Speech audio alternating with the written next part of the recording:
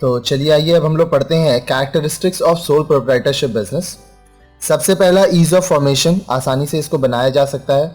N ideal form of ownership should be easy to form. Ease of formation implies minimum legal and other formalities. Sole proprietorship is easy to form.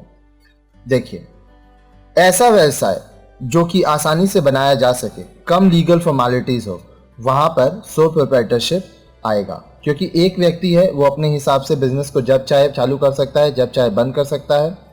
Next, single ownership, एक ही व्यक्ति इसका मालिक होगा sole proprietorship में।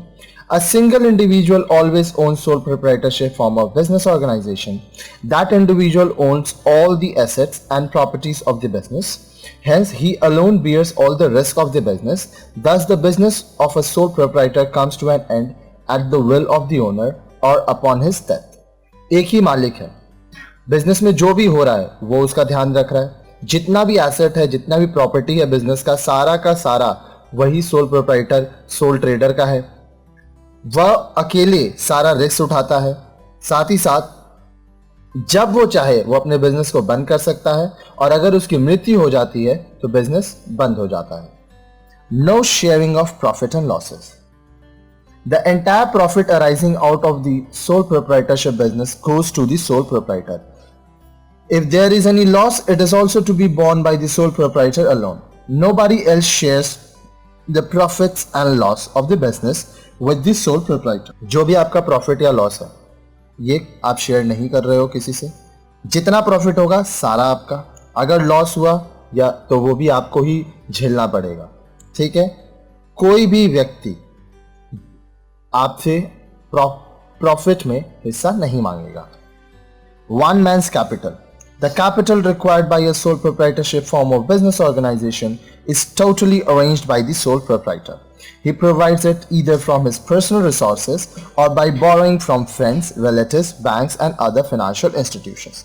मैं पहले ही बता चुका हूं कि एक व्यक्ति का बिजनेस है ये, तो कॉमन सेंस है कि जो कैपिटल है वही लाएगा, चाहे वो कहीं से भी लाए। तो जितना पैसा लग रहा है उसके बिजनेस में सारा का सारा सोल प्रोप्राइटर को खुद से अरेंज करना है। अब ये जो पैसा है वो कहाँ से ला सकता है? अपने दोस्त से उधार ले सकता है, रिलेटिव से ले सकता है, बैंक से ले सकता है, या अदर फाइनेंशियल इंस्टीट्यूशंस जो लोग उधार देते हैं उन लोग से ये पैसा लेके अपने बिजनेस में लगा सकता है।